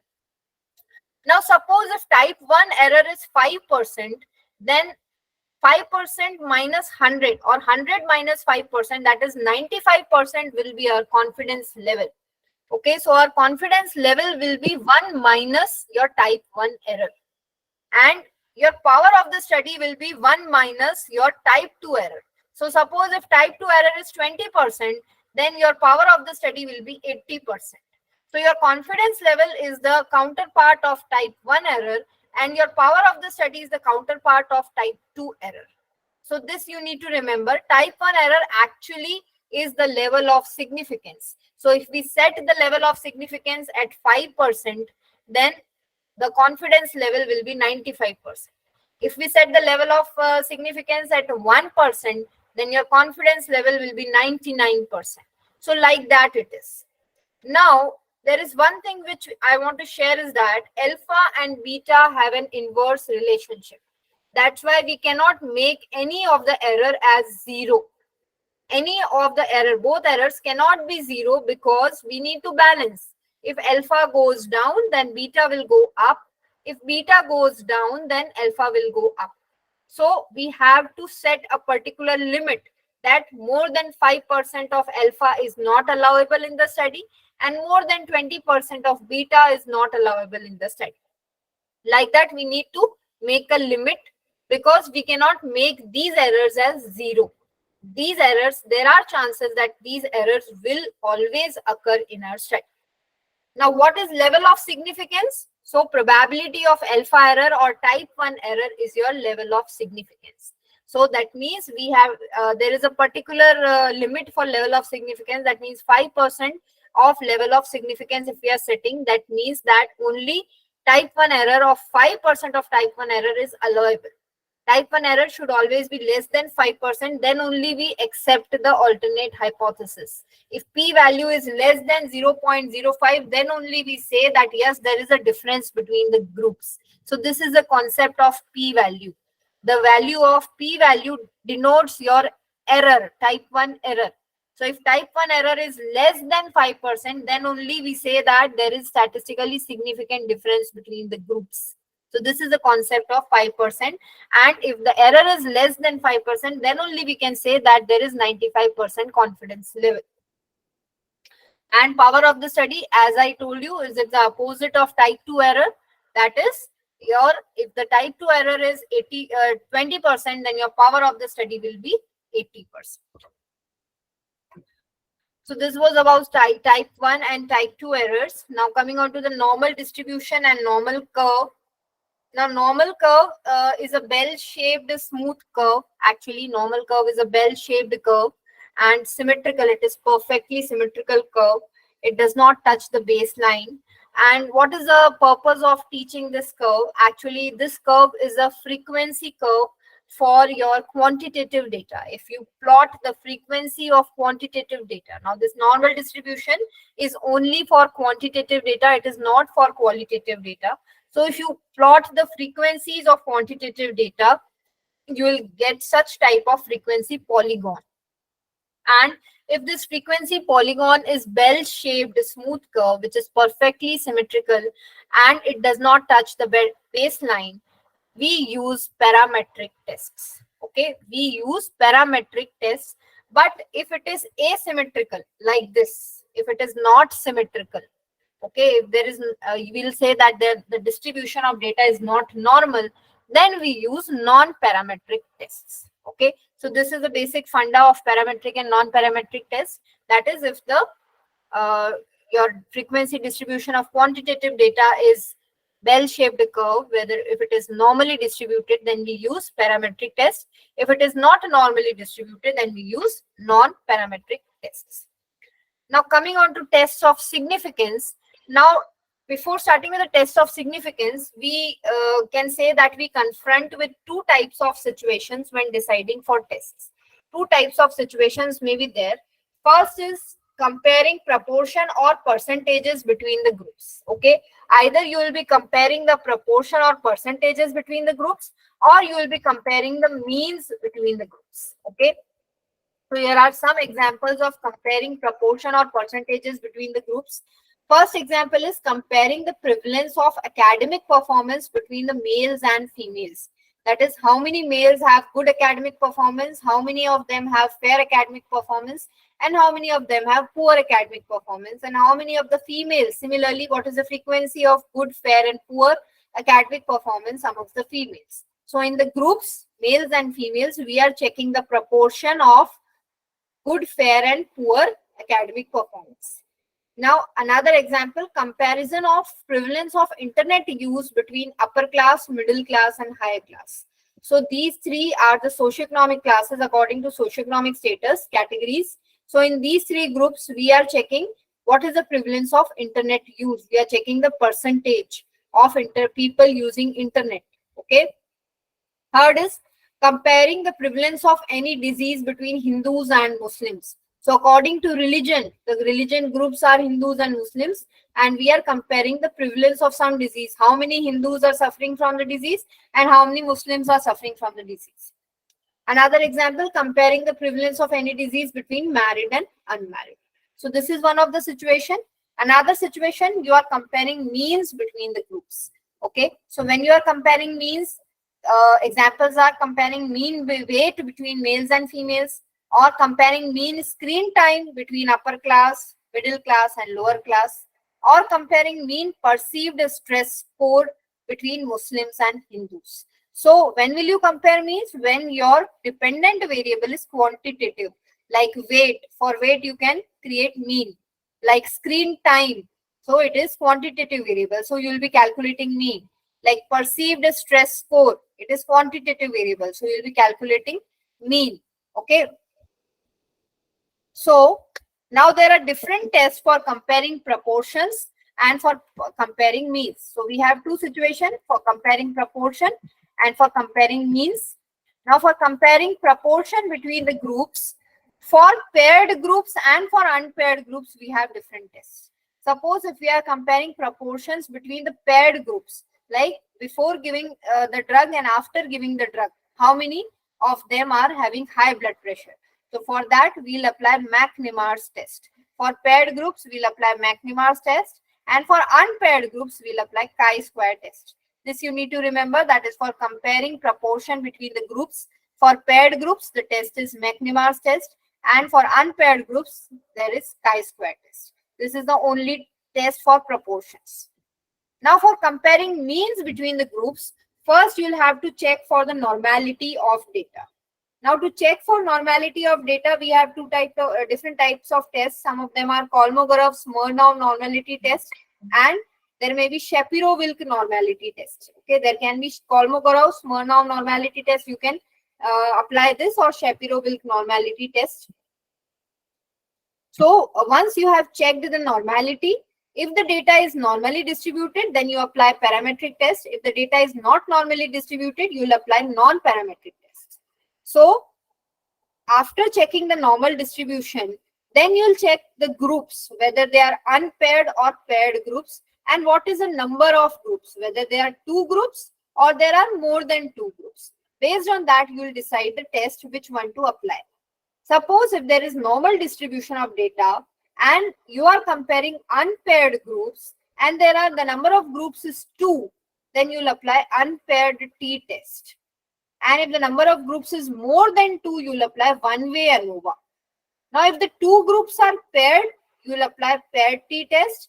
And if there are more than 2 groups which are paired, you will apply repeated measures ANOVA. So in parametric, you have t-test and ANOVA test. For unpaired groups, you have unpaired t-test and one-way ANOVA.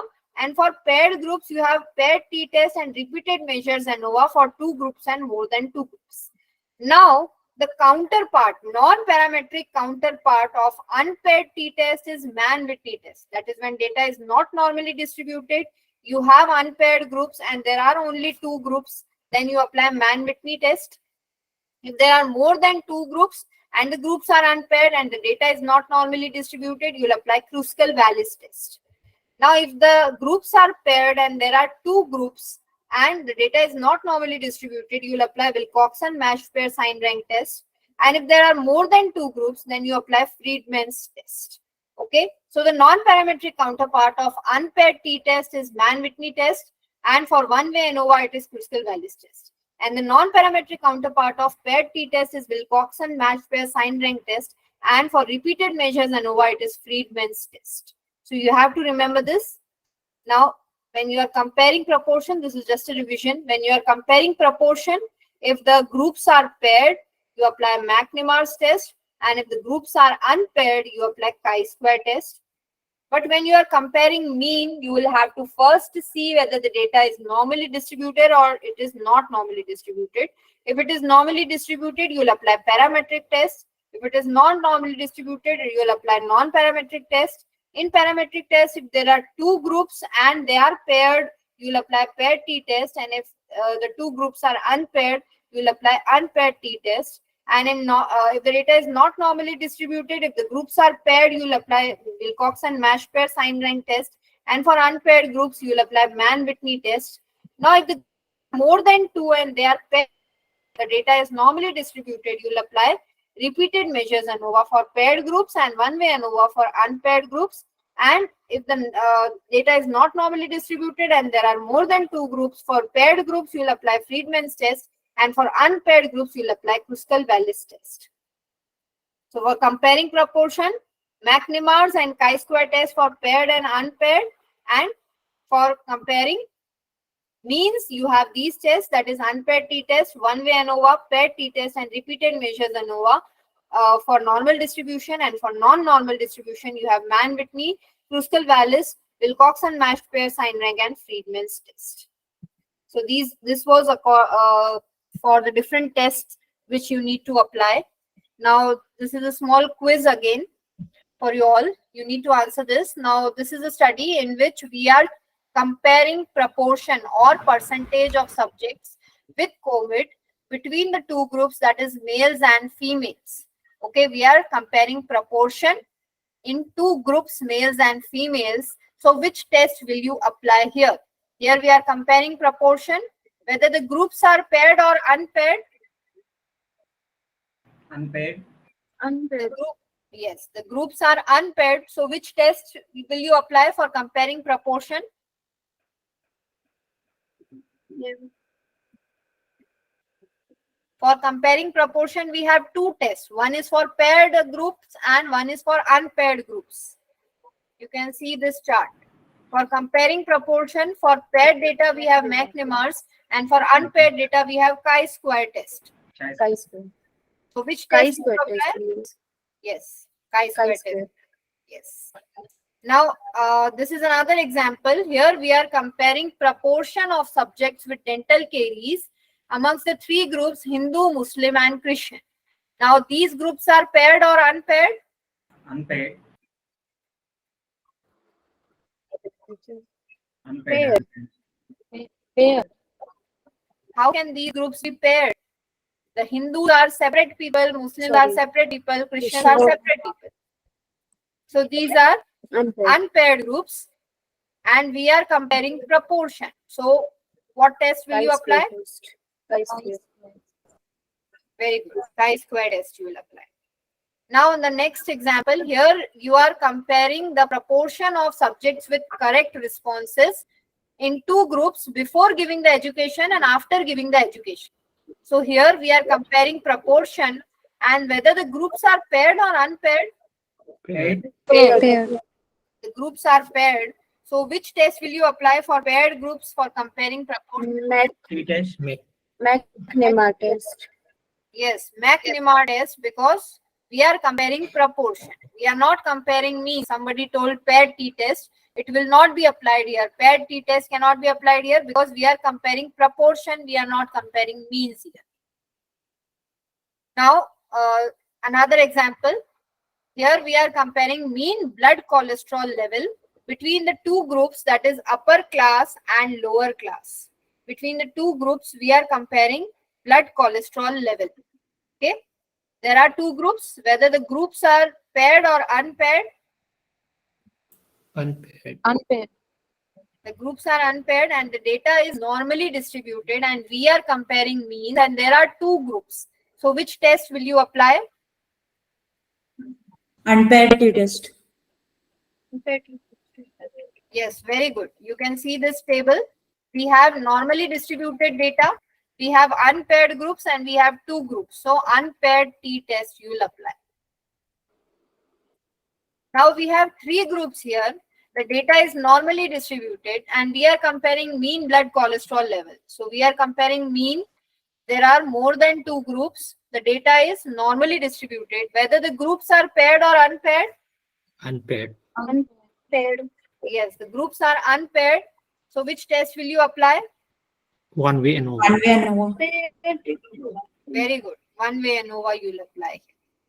Now we have one more example.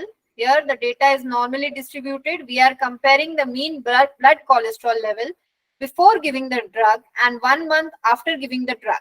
Okay, we are comparing mean. The data is normally distributed. We will apply parametric test.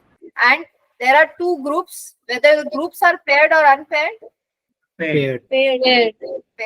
So which test will you apply? Paired t-test. Paired t-test. Paired t-test. Now again we have three groups here. We are comparing mean blood pressure at morning, at afternoon and at evening, and the data is normally distributed. Now first tell me whether this is paired or unpaired data. Paired data. Paired data. Very good. This is paired data. So which test will you apply here? ANOVA. ANOVA. Which ANOVA? Multiple ANOVA. Repeated measures. Yes, you will apply repeated measures ANOVA. Repeated measures. So this was all about the different types of tests. So if any queries are there, you can ask me. If you have any queries, just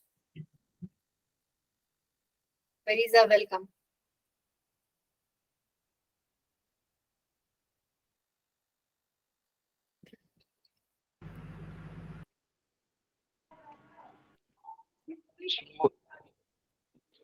If you have any queries, so please ask.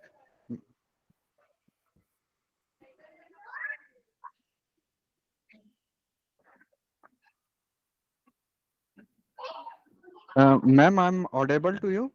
Yes, yes, sir, you are audible. Yeah, thank you, ma'am, for so much informative and an interactive session.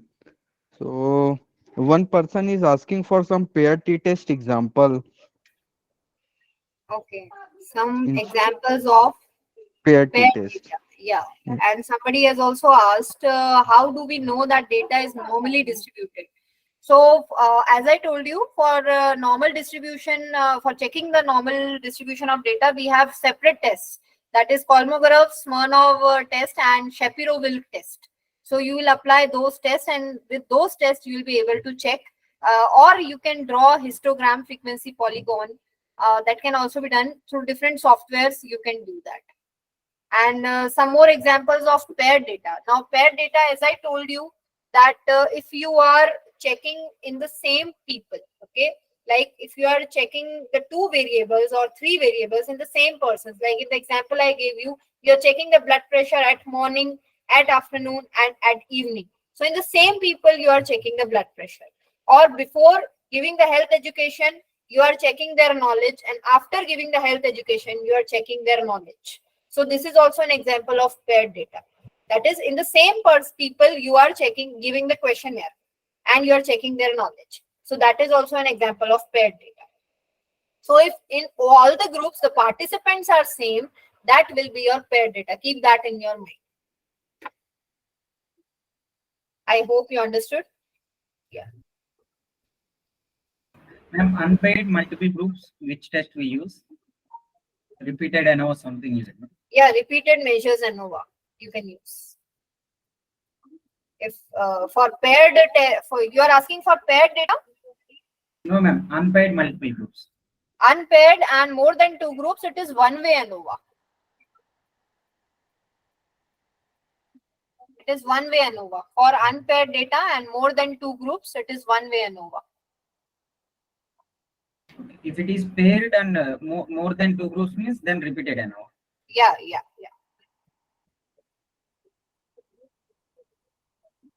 Ma'am, age is a continuous variable or discrete? Age, actually, age is a discrete variable because you cannot say that the person is 12.2 years old. We cannot say that. We can say that age is either 12 or 13 or 14. Whatever age he has completed at the last birthday, that will be the age of the person. According to WHO, when Yes, ma'am. Thank you very much, ma'am. It was a very good lecture on non-parametric test with example. Yeah. Your lecture was enjoyed by all the participants. Thank you very much. Thank you so much. Yeah. Even I enjoyed the responses which were given by the participants, and in spite of being tired, you listened so carefully. That's a good thing. Thank you very much. Thank you. Pradeep ji? Yes, sir. So I will tell one more thing that madam is also giving time to time SPSS lectures also, and she is going also very good in data analysis steps in SPSS and different statistical software. So I will say if she will conduct any FDP in SPSS or other software. So all Yes, sure. participants. So thank you, participants. Conducting courses on SPSS under my banner of Statistics Solution. I keep conducting online courses on that. So if you want, you can attend those courses. I will share the information with sir whenever I am conducting the group courses. So you can just keep in touch with him if you want. Okay, thank you so much, ma'am, for an lecture. and accepting our invitation for this FDP. Thank you so much, sir, for giving me this opportunity. Thank you so much.